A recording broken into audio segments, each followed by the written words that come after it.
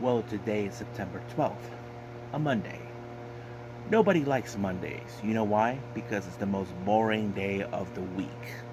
But however, to remove that boredness on a Monday for everyone, let's do some reviews. What's been going on in the world of pro wrestling? The first one we'll be reviewing is none other than Marvelous from their much recent event that took place on September 4th. Then we got, of course, ICW No Holds Barred that took place on the 10th of September. I think this one is volume 30, no, 23. My bad. I think that's what it is. And of course, we got Stardom's latest event, one of two, but I only seen one so far, which is of course the continuation of the 5-star Grand Prix on 9/11 that features two championship matches, which is the Artist Belt and the Goddesses Tag Belts. However, will we be seeing new crowning champions, or will we see the current champions retain the titles? But of course, we move on with a very interesting event created by none other than TAKA Michinoku, Taichi El Desperado with TakaTaichiDespe Mania. I'm excited for this because this was an event that I've been following for the past I don't know how long, but I love how they produce, these guys from Suzuki-gun produce their own events, and I think it's awesome. But also we finished off with AEW with Dark Elevation. My understanding, we're going to have 8 matches, so we'll see how they go with those. And of course, if there's any news updates, I will be gladly sharing with all to see what's been going on in the world of pro wrestling. So, let's get ready for another episode of Deleted Wrestle Zone.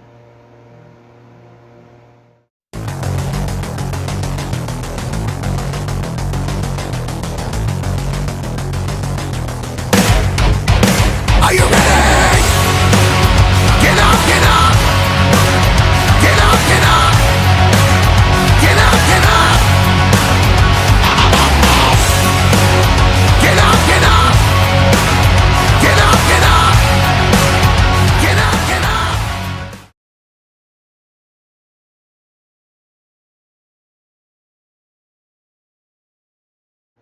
Welcome everybody to Deleted Wrestle Zone, all things that is pro wrestling with AEW, NXT, New Japan Pro Wrestling, Impact Wrestling, the National Wrestling Alliance, various promotions, wrestlers, matches, and championships. I am your host, Gerard here. So, let's begin with Marvelous with Joshi Promotion. This dates back all the way to the 4th of September. I know I'm a little late on this, about a week or two ago away. This one took place in Oyama. Don't know this place, but I have to say I enjoyed it, the matches and all that. One thing I did like is how they presented the wrestlers in this match. They were playing in this event. They actually played Earth, Wind, and Fire September, a song that I play on the drums sometimes, or listen to it when I'm either working out or going out in places. But it was pretty good. And not to mention the founder, Nigazo, she actually was singing along to the music right after the opening ceremony. So I thought it was pretty fun. Now, our opening match, we got Anchum, who I haven't seen for quite some time. She normally does, shows in her region, but I'm assuming this was in her region. She faces off against Yako. Now, I did hear some reviews about, there's conflicted reports about Yako, saying that no one has seen her wrestle since 2018. One of them said that this was coming from cage match. Some people are saying cage match are full of crap for saying things like that. Well, we can't be 100% accurate, but it doesn't matter as long as we get to enjoy the match, I think. But I have to say it was pretty good. I think it was a good opener. I seen Amchun what she can do. She has she can throw in a bit of submission. And those who don't know, Amchun actually was trained by Emi Sakura, and she did appear and got to move a few times. But however, it was a cross-body bridge suplex that allowed Yako to beat Amchun. I thought it was great, a good finisher. So, nice job, Yako. Next match, we have the veteran Sakura Hirota taking on Tomoka Watanabe. You know how Sakura is. She's a funny wrestler. She throws in a lot of her comedy in her matches. If you guys ever seen her, you know what. If you guys are missing out. If those who do know, you know exactly what she does. But the one thing that was interesting is how this match ended. I'm like, I don't know if that was part of the show or that's how if it's like this. What happened right before the match was over? Somehow, Sakura, I don't know if it's like a headbutt into Tomoka Watanabe, and then knocks her down. She lands on top of her. 1, 2, 3. It's over, just like that. And she was still lying around like a dead duck. I'm like, did she just realize that she just won this match? And I thought this is a little bit too familiar. It feels like that one time with Momoka Anazono, who was laying down in the middle of the ring while Rina Yamashita and Mayumi Ozaki were still fighting, and the match ended with a double countout, but leaving Momoka as the winner. But I thought, okay, it's almost similar, but it's not. So I thought it was funny, but it was good. Now, our next match we have AI Hozan taking on Miyako Matsumoto. I haven't seen her for quite some time. I know she's been wrestling a lot, but I haven't seen her like on some matches. But I have to say it was pretty interesting. But I know Hazono has a bit of a power streak. Like as you've ever seen her, she's very, very precise about how she was going to win. And besides, she throws in a little bit of the aggressive side. But in this case, Miyako picked up a very good win against her when she applied like that one move that Taichi does, where he has his legs in the arms of the opponent, but the head goes down, and that's how they pick up the win, and that's how Miyako won. I'm like, I don't know what they call that, but it was pretty cool. And of course, Hozan gave her respects. Next up, we got tag team action. We got Maria teaming up with the ace of Marvelous, Takumi Iroha, taking on Mio Momono and Rin Kadokura. Now, you may know about Maria. She has a bit of a mean streak because she always goes out, complains, and all this. But I have to say, teaming up with, of course, the ace would give her a little bit of character.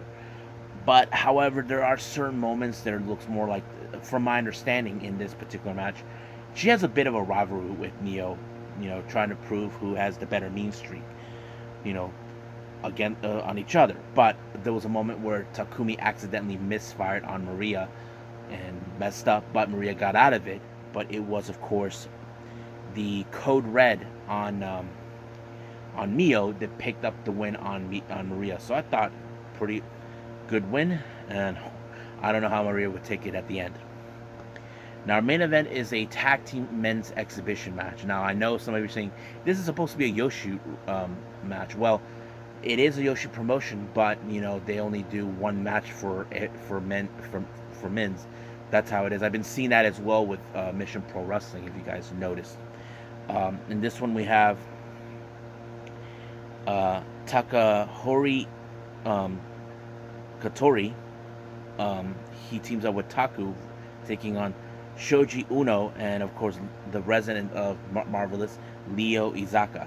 Now, I thought the match was pretty interesting, but I have noticed how Takahiro is battling with Leo Izaka, but Izaka picked up a very fantastic win with the shooting star press. Excellent maneuver. 1, 2, 3, it's over. I think it was a really good match. I think the show was good. I liked it. I hope I get to see more of Marvelous down the line. So some of you may ask me right now, how do I get to see Marvelous shows? Well, if you guys have watchprowrestling.org, you get to see them. There's many events that they're throwing in there, so you can check them out. So right now, I think it's time to move on with ICW No Holds Barred.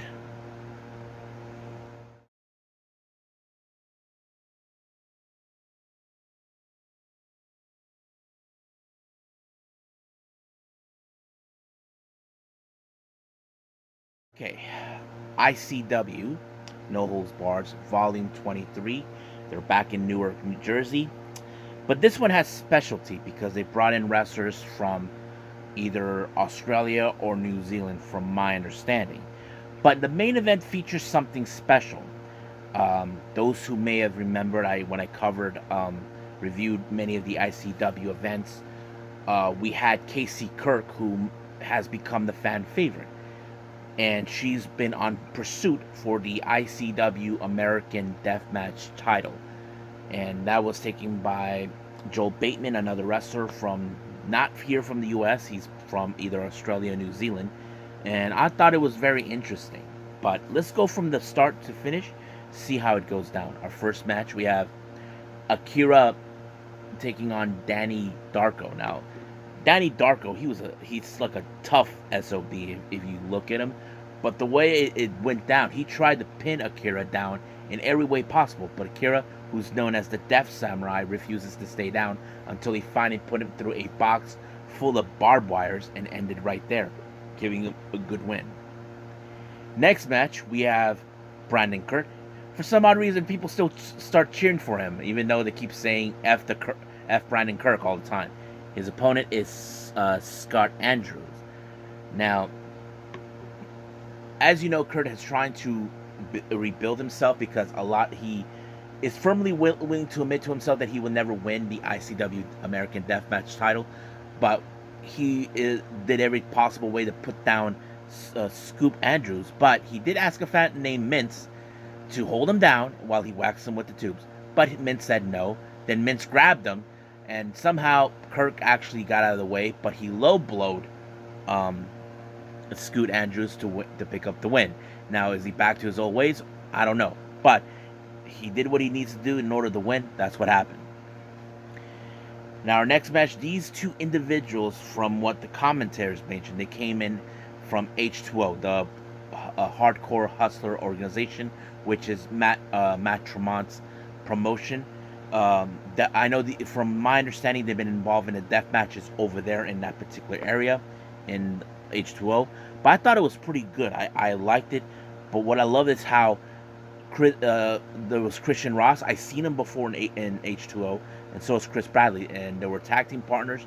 But this time they were opponents for it in this particular match. But it was Chris Bradley with the splash on putting the tubes right on top. Christian Ross, 1, 2, 3, it's over, giving him the win.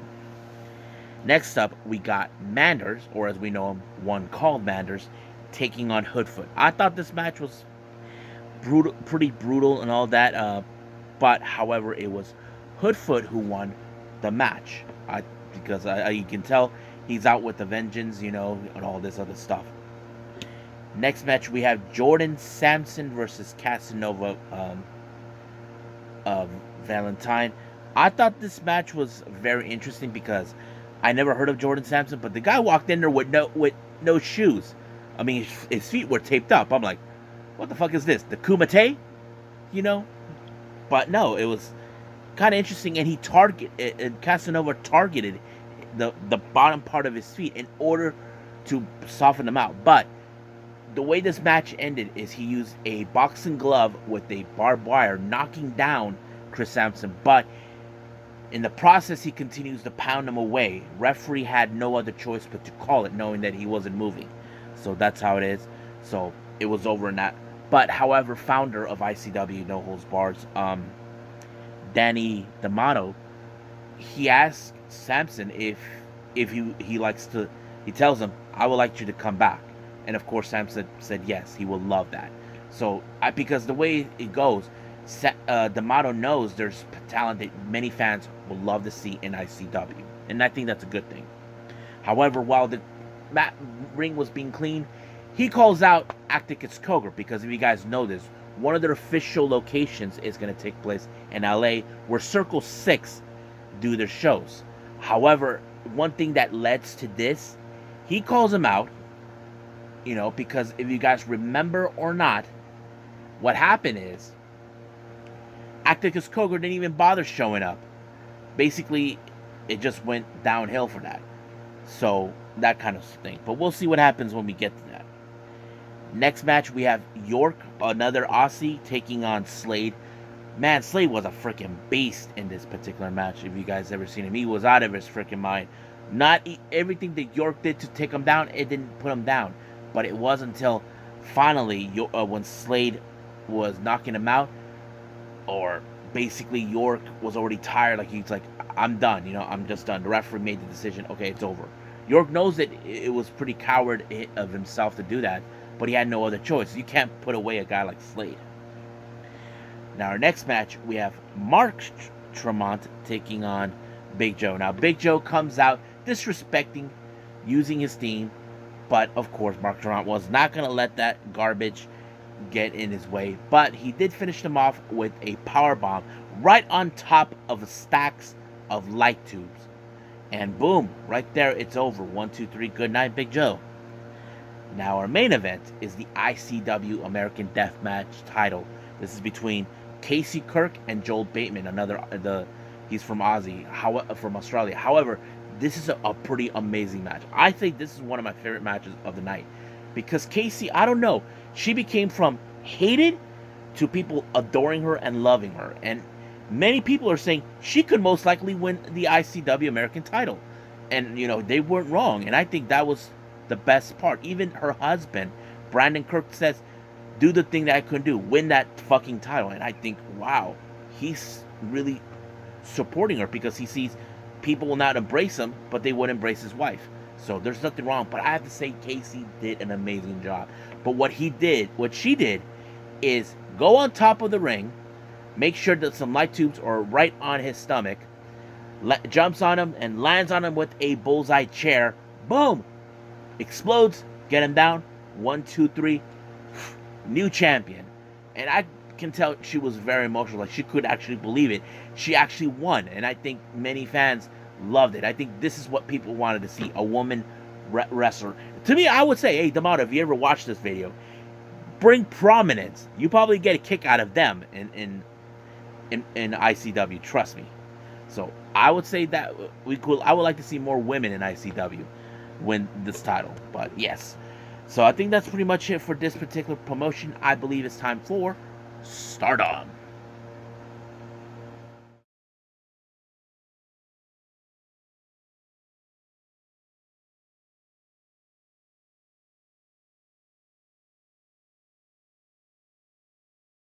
Okay, we have Stardom. We continue more with the 5-star Grand Prix, but however, they decided to add 2 championship matches in this particular event. This took place in 9/11. It opened up with tag team match. Well, scratch that. They had a dark match, which features a type of battle royale with some of the girls. We had Asaya Ida, Momokogo, Mai Sakurai, Maika, forgot who else. But however, I can tell you from my understanding, it was Saya Ida that picked up the win by pinning Momokogo, or I think that's what it was. But yes. But however, it changed up to our actual tag team match. We have the Cosmic Angels, consistent of Mina, Shirakawa, and Waka now, and everybody hopes that Waka gets her first win. But however, the opponents are God's Eye. We have the debuting of Tomoka Inaba as the newest member of God's Eye. Now, keep in mind, in New Blood 4, she helped God's Eye out of the blue when they were dealing with Oda Tai. And of course, Inaba said that she admires Sudi and she wants to join. And of course, some of you may have been or not aware, there is a connection between both Mirai and Inaba. They both were part of Kaientai together with TAKA Michinoku. And of course, Inaba is still with TAKA Michinoku, while Mirai has been kicking ass wherever she was going. But this match showed, we see, can Inaba and Sudi get a good win, despite that they are one of the most strongest units right now as we speak. I have to say it was pretty good. I have to say that I did like how Mina used her kickings into this match. And of course, Waka showing the fighting spirit that she has, which of course many fans enjoy. And of course, many fans always say, we know she could pick up the win, but in this case, it did not. It was Waka who got the fall when she got a kick strike right in the chest by Inaba. 1, 2, 3 is over. Mina was being occupied by Sudi being choked out. But there's no shame of losing, but I have to say they did not back down and not even wavered or anything. Now, before we start the matches for the 5-star Grand Prix, they introduced some of the girls who will be auditioning for as Mayu Iwatani. As you know, there's going to be a biopic film based on her. They're calling it the runaway wrestler. If you guys know the history about Mayu, she ran away from home and ended up going to one of the biggest cities in Japan. And of course, there've been talk about who will be auditioning and all this and that. They introduced some of these girls, and amongst them is Momo Kogo. And I'm like, whoa, I didn't even know that she was auditioning. But some people, I heard on Twitter, some people say that Momo seems the perfect type that could look more like her. I mean, yeah, I mean, it would make sense, but I mean, you got to look at the other girls who are there. That's obvious to me, you know what I mean?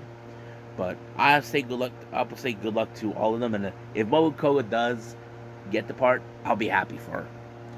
Now, our first two matches involving the 5-star Grand Prix, they're part of the Red Star block. We have Risa Sera versus Unagi. Now, you know Unagi, she's a bit of a wild child. She always tries to pick a fight. She brings out the kendo stick that Risa Sera always uses. Risa Sera hasn't brought that stick in a long time. However, ever since she's been coming to Stardom, she had to put that away, and Unagi brought that. Before the bell rang, she whacked Risa Sera. But now keep in mind, Risa Sera, she is someone that many fans who have watched her is someone that you cannot contempt. Now, you know she is a hardcore and a deathmatch queen. That's why. But no matter what Unagi tried to do, Risa Sera counters everything she throws at her, or just surprises her. But of course, the big finisher was the double knee drops onto her abdomen and allow her to win. So at this point, I believe Risa Sera has 8 points with 4 wins and 2 losses, while Unagi, I believe, has 2 wins with 4 points, with 2 wins with 5 losses. Now this, I'm not saying it's bad right now, but I hardly doubt that we're going to see her go even further. You know, most likely she will not make it all the way to the finals. But our next match is, of course, another of Unagi's teammate and also a member of Color, Saki, taking on Himeka. Now, this is one of those matches where, you know, Saki's biggest weapon has always been the kicking on the face. That's always been good, like doing like strike on the face. But however, Maika refused to stay down. I have to say, Saki has a bit of the powerhouse type, if you ever seen her. But however, when Saki was about to get on top of turnbuckle to do something, Himeka saw that and she used the running power bomb and won the match, so giving her 2 points. I believe Himeka has about 6 wins and 3 losses, so that means she has 12 points at this moment. So she should be in the lead right now, one of the leads at this point of the entire thing, of this particular day. I know I haven't seen the second day yet. As for Saki, I believe she only has 2 wins with 4 points, 2 wins and 4 losses. So I highly doubt that she will make it all the way, but I have to say she did put up a good effort and some good matches in this. Our next match is the Blue Star. We have Zuzu Suzuki taking on the Phoenix, Saya Kamitani. I have to say, this match was amazing. I think I loved it. Not because, you know, it's Kamitani and Zuzu. I mean, it's because it showed a lot of things about it. Now, keep in mind, Zuzu is facing a champion. Now, what does that tell you, in your honest opinion? If Zuzu pins Saya Kamitani, there is most likely a chance she could challenge her for the white belt. However, she took the fight to her outside as well. Even Kamitani had to fight back. But however, it was the German suplex that allowed her to win the match. But of course, as you know, Zuzu will not back down from getting what she wants, and of course is the white belt. Now Kamitani is worried. Now keep in mind, there have been many wrestlers that pinned her, but Zuzu seems like the most likely threat. Zuzu is no slouch for a girl of her age. I think she's like 19 or 20, but she is good at what she does. And Kamitani looked a lot worried, you know, like she can't even believe it that she lost. But this is going to be a big problem for her. Now our next match is part of the Red Star block. It's the Queen's Quest Showdown. Now, if you guys know what I'm talking about, if you remember clearly of Queen's Quest past, they're not afraid to fight each other because that's what makes them build character. We have the leader, Utami Ayashida, taking on Azumi. I have to say, this was also another good match I enjoyed because these two women know each other pretty well. Now, however, I know some of you fans probably were rooting for Utami because, she's an incredible wrestler and a champion. But I feel this is where we see, okay, these teammates will do anything to pick up a good win. But I was surprised with Azumi picking up this win when she applied first a Canadian Destroyer, then the Azumi Sushi Roll. I was like, wow, that was a great match. And I think it was a good one. I think this one and with Zuzu and Sayaka Mitani are good as well. I think right now with Azumi, I believe she has... where's Azumi? I have it right here. She has 12 points, so she's tied with Himeka. So this is going to be a very interesting development. But so as for Utami, I believe she only has 6 points. So I highly doubt she'll ever make it all the way. But I feel like maybe Azumi could be one of the potential wrestlers that could make it all the way to the finals. Now our next match is the Blue Stars. This is a very interesting one. We have Julia versus Mayu Iwatani. Now, Julia, you all know she's vindictive. She would do anything to get a win. As you know, she is trying to get revenge for not being participating in last year's 5-star Grand Prix. If you guys remember clearly, she was pulled due to an injury.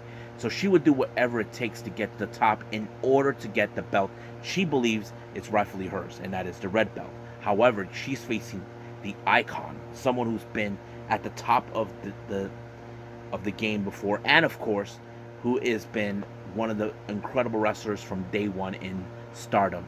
But I have to say, they pulled every stop, everything they could. But the one thing we hate the most as fans here in the States, time limit draws. So each of them gets 1 point. And I think this is a very disappointing match for them. Not to the fans, in a way. You know that one of them wants to beat up the other. That's what the story is. Like Julia, it's like, I want to beat you, Mayu. I'm going to take your spot as the ace. But it did not happen today. So that kind of went into that direction. Looks more like they can't beat each other completely. So that's the whole point. So I believe right now, since they're tied, Julia has only 11 points. As for Mayu, she has about 9 points. Now, however, I did mention before about Julia's point system that she's like catching up. But the obvious thing is, how would this affect her when we get to the finals? That's the thing that tells us. Would this draw affects her in a way? We don't know. Because there are a lot of potentials. As we speak, Azuki is still in the lead. But, as I said before, anything could change. Now, our first championship match is the Artist Belts. This is between Stars, Hana, Koguma, and Azuki. Now, it was strange, in my opinion, that Azuki and Koguma decided to be involved in this. After losing the Goddesses belts to Cosmic Angels. And I thought it was very interesting. But however, they felt like, okay, we know we lost, but we want to make Stars as a strong unit. And it makes sense why they want to do that, because the Artist Belts are all about who is the strongest unit. But they have to face the most dangerous, villainous unit we know, which is Oedo Tai, Saki Kashima, Starlight Kid, and Momo Watanabe. But I have to say, they mostly been trying to target Hana, who is, in my opinion, I think she views her as the weakest link of the three. Now, I'm not saying that she's weak. I have to say she has been a fantastic champion for the future belt. But as of this, I feel like she's been the weakest link. I mean, right now, I think that's what makes Oedo Tai smarter, that they see Hana as the weakest. And of course, because of that, Kid actually puts her in the Tiger Suplex. 1, 2, 3, it was over right from there. But Kid did mention in the promo that their next opponent is Queen's Quest. But the real question is, what configuration? We know Queen's Quest had challenged for these belts before, but no luck. But hopefully something can change. Now our main event is the Goddesses of Stardom, which is the tag belts, Once again, Godzai, Mirai, and Amisuri challenged it for a third time, challenging Cosmic Angels, Tampoi. This is their first defense, but I have to say this match put them through the test. Now, keep in mind, they may have won these belts, but they're facing a group that have been dominant in their own way. You know, they're strong, they have good submission. I think that tells us. But there was a moment where we saw they managed to stop Tam and Tsupoi jumping off the ring. Amisuri tossed Tam Nakano outside the ring, and she might have hurt her elbow on the mat that's in the bottom of the ring. And I'm like, damn, that's crazy. But she managed to get through it. Now, they took a lot of beating, not to mention they targeted Tam Nakano's arm, but Tam did not give up no matter what. And I think that shows us they are a strong tag team, regardless of what people say.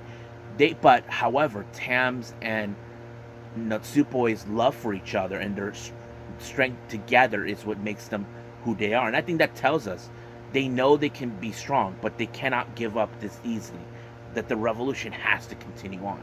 And that's exactly what happened. It was, of course, Tam Nakano with the Tiger Suplex that allowed her to win and retain the titles. So I was like very impressed with this match. But however, no challenger came out. That is the good thing. But they did state that they want to win the entire Goddess Tag League. Now, we're only a month away from that. As soon as the 5-star Grand Prix is over, we jump in to the Goddesses Tag League.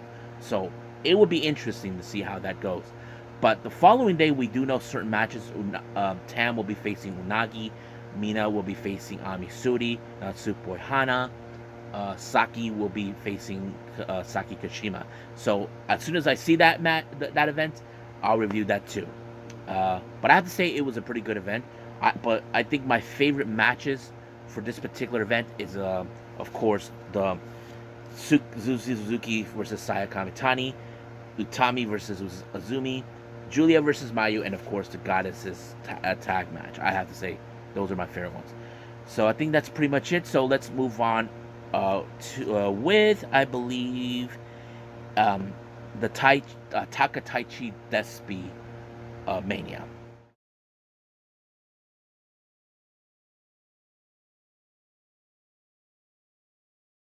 Okay, now this is a very interesting event that happens every few months. This normally is produced by TAKA Michinoku and Taichi. Now, TAKA Michinoku and Taichi have produced their show called TakaTaichi Mania on various occasions. They use wrestlers not only with New Japan, but also from TAKA Michinoku's promotion, Just Tap Out. So it's not an annual show for those who are new to this channel. This is more like a self-produced show that he does on his own. He brings in wrestlers not only from New Japan, but mostly he brings wrestlers from his stable that he is in. They're in, of course, Suzuki-gun. But however, in this particular event, this was also produced by none other than Desperado. So it became known as TakaTaichiDespe Mania. And we see very interesting matches that were booked. Now let's go from start to finish. Now, if there were some names that you guys don't know, I apologize, because if you're not watching the Just Tap Out shows, that's fine. That means you are trying to get a hold of it. You can look it up online, or I think there's some several shows on the Watch Pro Wrestling link that you guys can look at. But if you guys should know, this particular show can also be viewed on the NJPW on demand, but you have to pay a little extra. But luckily for me, I was able to watch it on this particular thing, on the watchprowrestling.org. So let's go from start to finish. First match we have is an 8-man tag match. We have Akira Jumanji, Genta Yubari. I've seen him before. Hikari Sato, another wrestler I've seen in All Japan. And Hideki Sekin, taking on the members of Suzuki-gun, TAKA Michinoku, Doiki, Yoshinobu Kanemaru, and Minoru Suzuki. Now, the one thing that's interesting about this match, everybody wants to get a piece of Suzuki, because that's why he's the king. He is the kind of guy, you know, he's done it all. But unfortunately, Akira was the one who had the unpleasant pleasure to be in the wrong side of the Gotch style pile driver, giving Minoru Suzuki the win. Next up, we got the Joshi wrestlers, most consistently with some of them involving either as freelancers or in Just Tap Out. We have Rhythm, Sumika Yanagawa, Misa Kaguma, also known as Clone Tam Nakano, versus Yuri, Ibuku's Me, and veteran Yu Yamagata. Now, this match was okay in every aspect. I enjoyed it a lot because majority of these girls, Rhythm, Sumika, and Misa, these are three of the primary girls that are involved in the Just Tap Out of the Joshi side, while the others are just freelancers just coming by. But I did like the teamwork what they did when they took out Ibuku's, but it was Misa who picked up the win by a pinfall. So it was pretty good. I enjoyed it. Next up, we got trios actions. We got Izami Kodaka from Pro Wrestling Bizarro, Yasu Urano, another freelancer, Yuji Hino, who you might have seen on DDT, but he's also a freelancer as well, taking on Fire Katsumi, Eagle Mask, and of course the current king of JTO, Ruya Tukinkura. Now, I have to say it was a pretty good match because most of the first team, they're mostly freelancers, while the other teams are mostly wrestlers from Just Tap Out. But one thing that it did show is, of course, I did not anticipate this match to go in favor of the freelancers. The reason I say this is because I would have assumed that the GTO boys were going to be the one to win this, but it was Yazoo who picked up the win by pinning Ruya and, of course, giving them the win. Now, this next match, I have to say, one of the best matches of the night. This is my top favorite one. Well, second favorite one, and the top one will be the main event, but I'll get to that. This is between AOI and Tomoka Inaba, who've been tag teaming on a bunch of occasions, taking on Maika and Mirai. Now, I know what some of you are thinking. Wait a minute. Isn't it Tomoka Inaba and Mirai part of the same faction or unit? Yes, they are, but Taka actually made us some reasons. He believes that this match was designed for Tomoka Inaba. Now, those who don't know, there's a connection with the opponents for Inaba. She and Mirai, they known each other during their Kaientai days, and as for Maika, she only met Inaba during the time when she was still with Tap Out. But however, I think this is more a very interesting matchup because the way I see it, I viewed Inaba and Maika, they're like the same. They act like they have the same kind of features, but the only difference is I look at Inaba as a perfect striker, and Maika is the powerhouse. Now, I would have assumed when Inaba first came around, she could have joined DDM, but she chose Sudi. Now, the reason she chose Sudi is because she admires her for a long time, and it makes perfect sense. But of course, Mirai and Inaba, they're not afraid to throw down because they like to prove themselves how far their limitation can go. And I think that's the best, but I think they took that beyond this match. Their limitation went beyond it. But it was, of course, the Michinoku driver onto AOI who allowed Maika to win. But I can sense the feud between Inaba and Maika. This thing between them is going to be far from over. I know for a fact Inaba would like to get another shot. I wouldn't be surprised if Inaba's next appearance with God's Eye, they face members from DDM, most specifically, possibly Julia and Maika. That would be an interesting matchup to watch. Next up, we got TAKA Michinoku once again, but this time he teams up with the guys from GLEAT, Kaz Hayashi and Shima to take on Bullet Club's Dick Togo and Ghetto and of course the Great Sasaki. Now, was part of the Kaientai's faction with Dick Togo. This was interesting. Now, you probably would have assumed in the back of your head, since we have Bullet Club members involved, there will be cheating. Nope, it did not. It was, of course, the the senton diving senton that by Dick Togo that allowed to pick up the win, that allowed for Ghetto to pin um, Taka, and 1, 2, 3, it was over. So it was a pretty good match, but it's not one of my two favorites. Now our next match is a very interesting tag match. We have Yoshitatsu and Taichi teaming up versus Ryusuke Taguchi and Goto. Now, some of you may ask me, why is Taichi teaming up with Yoshitatsu? Now, those who don't know, before Taichi ever came to New Japan, he was part of the All Japan roster. He actually trained in the All Japan dojo.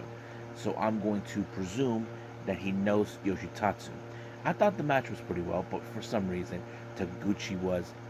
he pulled his pants down, throwing a bit of the comedy routine where he tripped because, when you're running, you have to keep your pants up. He had his pants down, but of course, it gave his opponents time to use up everything. But for some odd reason, at the last possible moment, Taichi helped Goto and Ryusuke Taguchi to finish off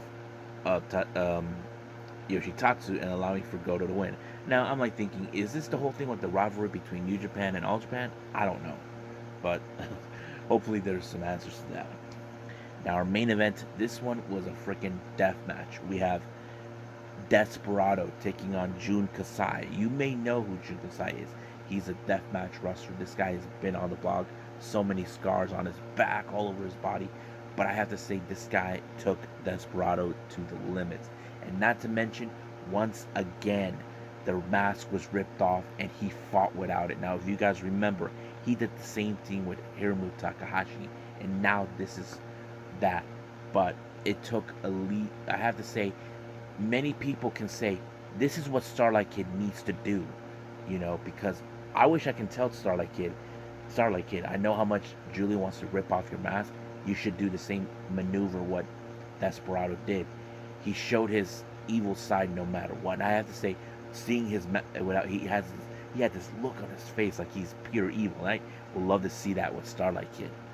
But it was the Pinche Loco that sealed the deal, ending the match with Jun Kasai. I thought it was a pretty good match. I have to say, this one and the match with Inaba and AOI, along with Mirai and Maika, those are my two favorite matches. I have to say, I love those two. They're my top two favorite ones. So, but yeah.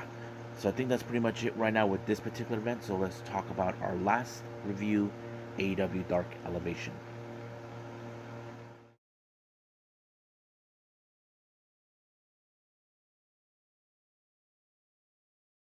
Okay, our last review is AEW Dark Elevation.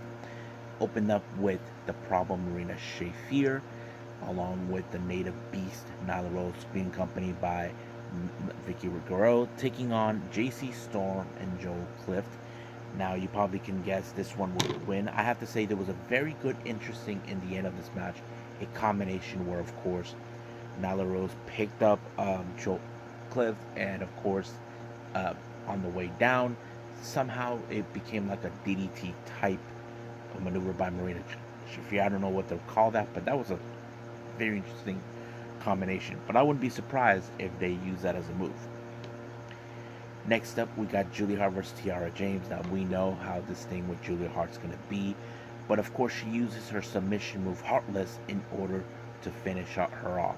So that gives it away one way or the other. Next up, we have a very unlikely team. Zach Clayton and Serpentico, along with Luther, taking on Matt Sydal and Nosedive. Now, I don't know why these two were paired up. The last time these two met, Serpentico and Zach Clayton showed up, they were in a match last week. But this time there seems like they ended it. But however, Serpentico ended up on the wrong side of the Nosedive by Dante Martin, so that gave them the win. Next up, we got Emi Sakura taking on Athena. I'd say it was a pretty good dark match, but it was Athena's, I don't know what she calls it now, but we know it as the Eclipse that allowed her to pick up the W. Next up, we got the House of Black, Buddy Matthews and Malachi Black being accompanied by Julie Hart to take on Ian Prince and Cubes. Now, you know this match is going to fall in the favor of the House of Black because these guys are nuts. So that's how it goes. Next up, we got Hikaru Shida taking on Christina Marie. The match was okay, but it was Hikaru Shida that picked up the win by applying the Katana 1, 2, 3, it's done. Next up, we got the Hollywood Hunk, Ryan Bennett, taking on Johnny Hunging, John Silver. And I thought the match was pretty well, and however, it was the Spin Doctor by John Silver that applied him to win. Now, our next match, we have the Factory, consistent of Aaron Solo and Nick Comrado, and QT Marshall, along with Cole Carter being on seconds, decided to disrespect the city of Buffalo, saying that nothing great comes out of it. But they're wrong. You have the Butcher and the Blade, along with the Bunny, natives of Buffalo, New York, so they're not going to take this crap from them one way or the other. But it was a somewhat of a power bomb that put Aaron Solo away, that gave, of course, the Butcher and the Blade the win. I thought it showed, okay, it's better for another Buffalo team on Dark Elevation to win, and what better way to do that by kicking the ass on the team that insults Buffalo. So that kind of sets it in. So I think that's pretty much it right now with all the reviews we have. So let's move on to our final thing we're going to do, and that is news updates.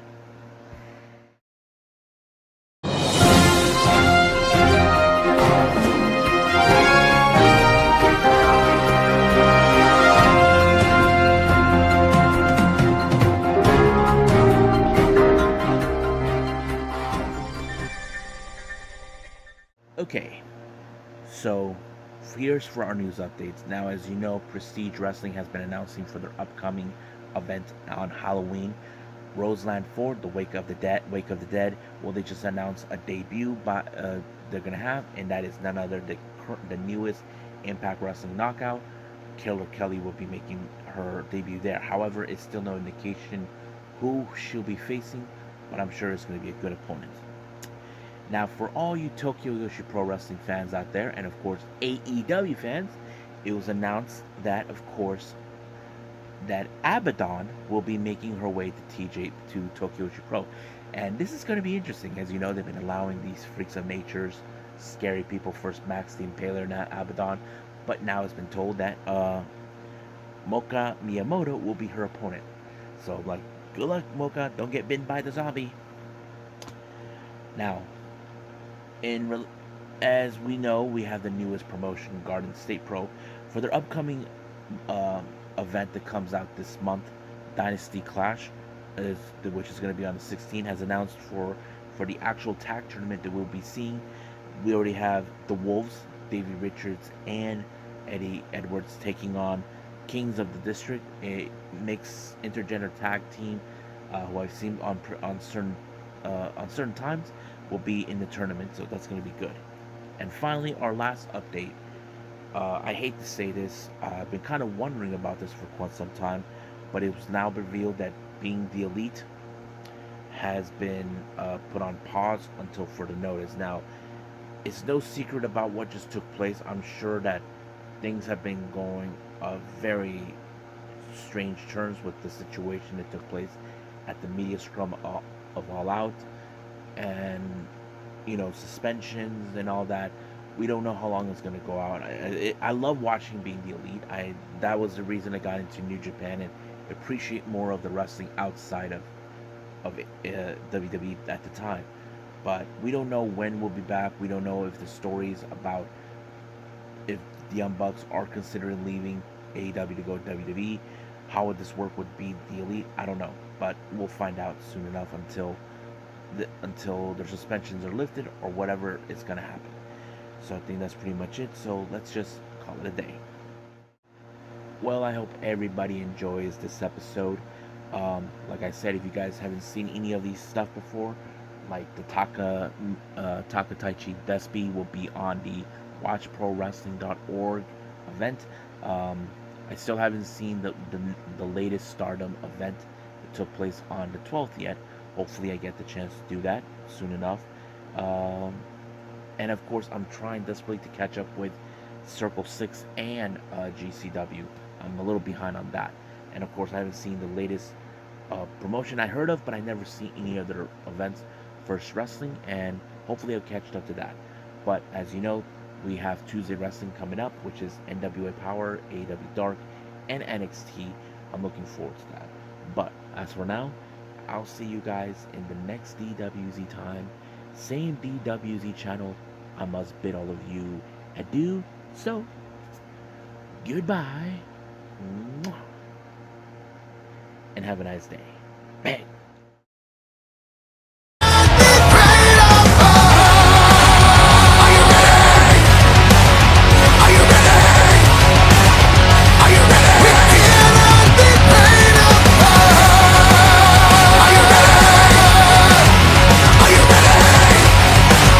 Are you ready?